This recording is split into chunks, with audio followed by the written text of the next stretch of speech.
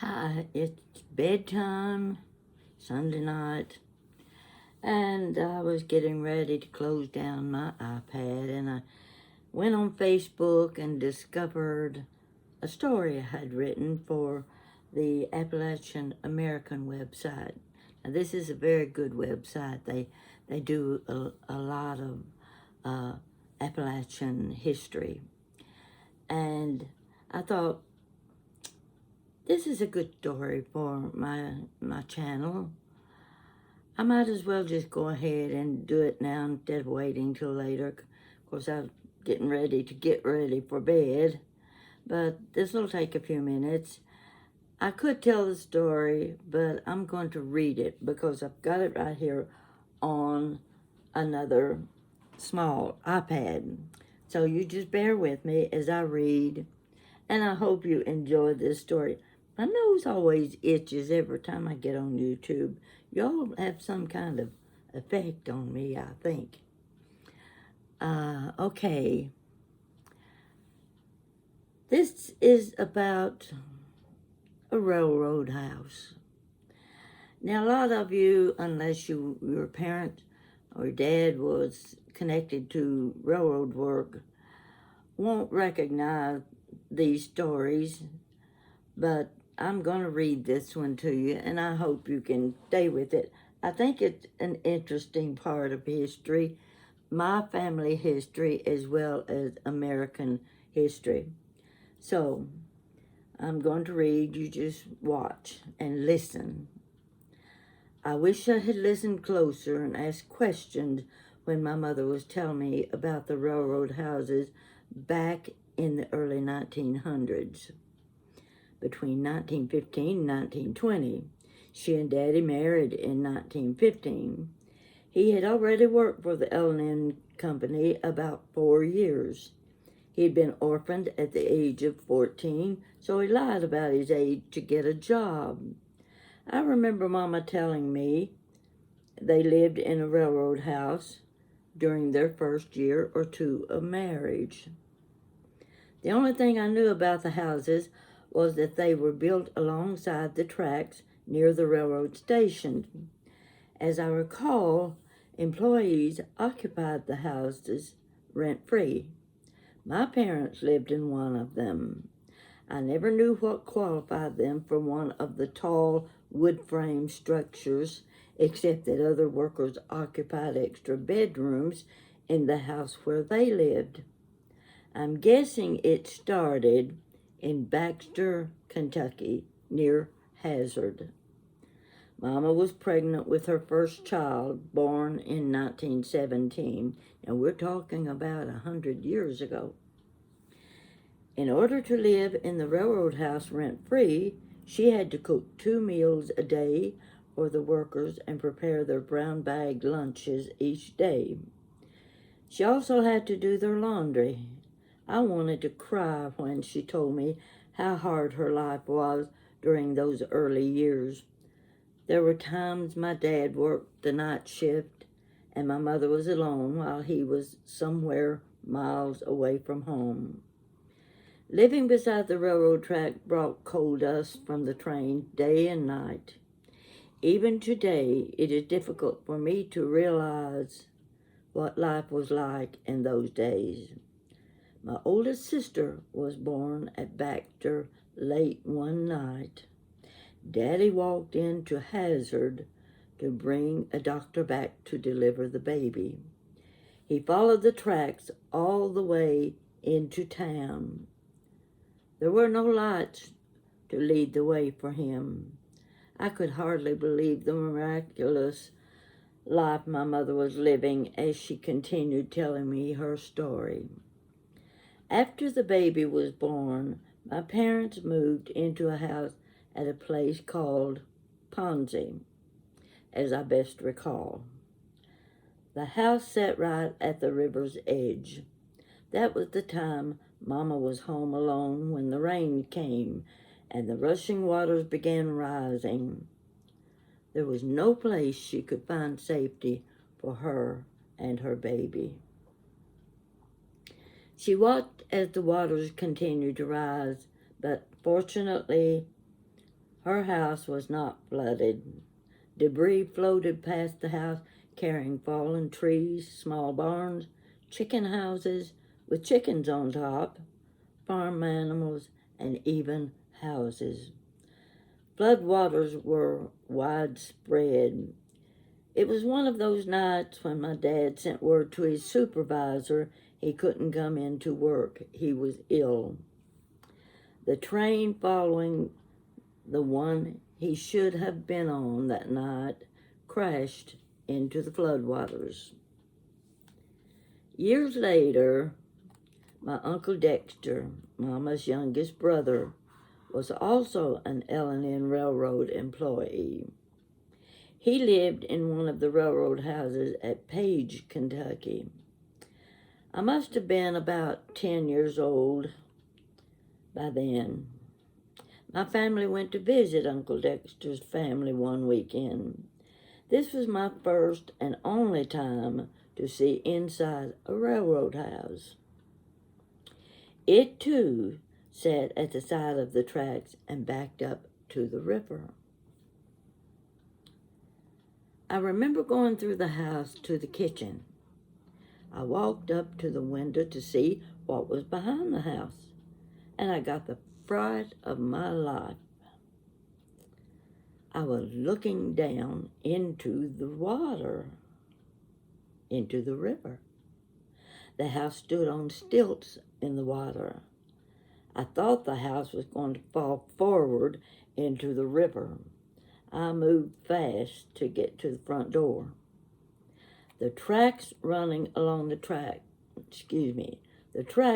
running along the front of the house seemed a mile wide. That was the only time I ever saw a railroad house. Next door to my uncle's house was a small church. My uncle was the preacher and also the song leader. Of course, we had to attend services that Sunday morning. After Sunday dinner, my sister, younger brother, and I were given permission to cross the tracks and walk down the way to Cousin Juanita's house. I didn't know there could be so many railroad tracks in one place. They seemed to spread a mile wide. We hurried because we were afraid a train would come along and run us down. The bank in front of Juanita's house was so steep we had to pull it by to keep from sliding back down to the tracks. I thought my cousin was the most beautiful girl I had ever seen. She looked Elizabeth Taylor quality. She gave us kid cookies and lemonade, and after our short visit, we hurried back up the tracks to Uncle Dexter and Aunt Millie's house by the river. In my mind, I can still imagine that wide span of railroad tracks as far as the eye could see. I wish I had listened more closely to the stories my mother tried to tell me. Now, this story goes on and on, but I think I have already told the story about the influenza epidemic of 1918, and I will bypass on that. Let's see if there's anything else here that I might add. Oh, I even included a picture. This is one I picked up probably somewhere on the internet, but I'll show it to you anyway so you can get an idea. There's a small house. See the railroad house? Look coming out of that train. Can you imagine that kind of soot and coal dust on your house, on your clothes? Makes you wonder how the people survived breathing that air. There are lots of railroad stories. Of course, there were always the strikes that they had. Now, I wouldn't even want to get involved in those stories because they were bad, bad times. But anyway, when I ran across this, I thought, yes, I think my viewers would like a little history. My next story that I posted on the Appalachian Americans website was about Mama's front porch. Let's see if I want to read that one. I'm going to look at it and see if it's worth repeating.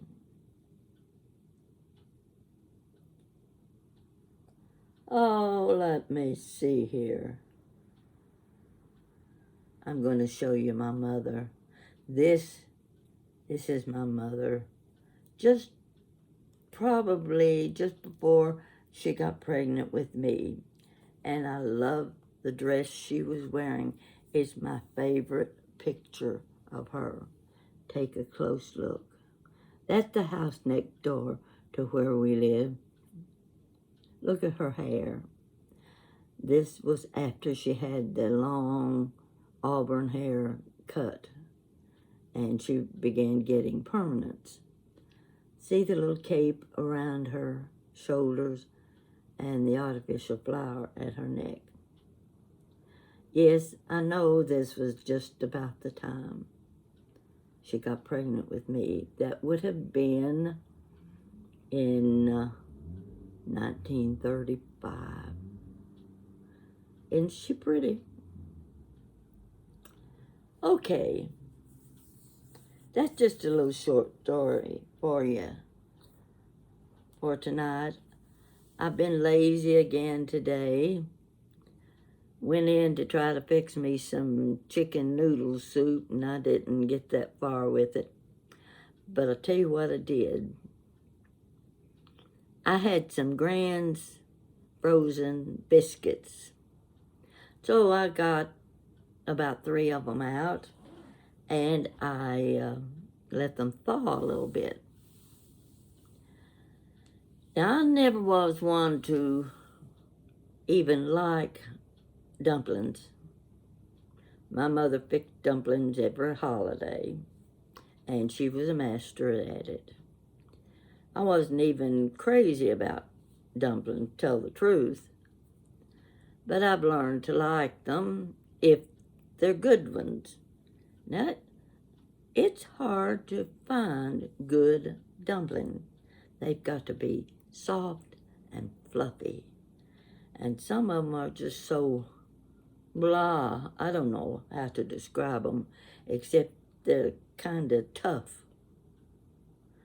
Not my mother's dumplings. Hers were not tough. But what I'm telling you now is this. I thought, I've got these Grand biscuits. Let's see if I can make dumplings out of them, because I am not going to make my own biscuit dough and roll it out and cut it up. So I let the biscuits thaw a little bit, but I spread some flour on my countertop where I was working, and I cut the biscuits in they're pretty good size, about like this. So I cut them in about 6 little sections like that, and I added a little flour to my little rolling pin, and I rolled them out, and I had my chicken broth already on the stove, and it was in a rolling boil.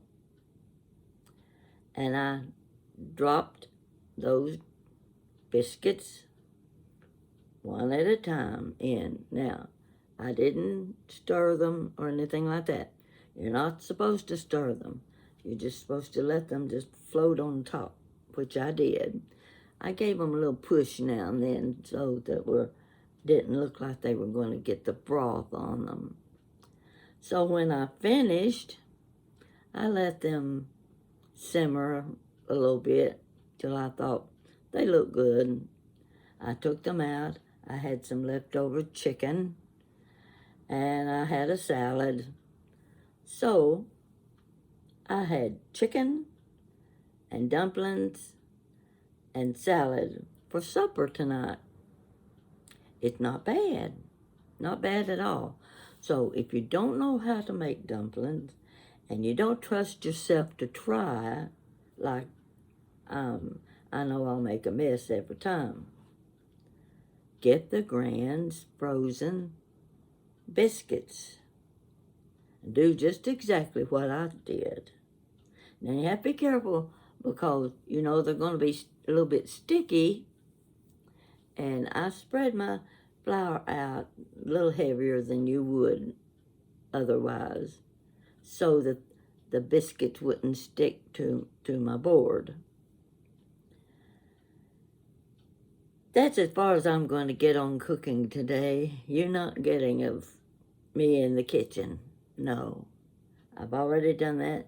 And the simple instructions I'm giving you, if you don't know how to make dumplings and you don't trust yourself to make them, do what I just told you. It works. I didn't find anything wrong with my dumplings. They were light and fluffy.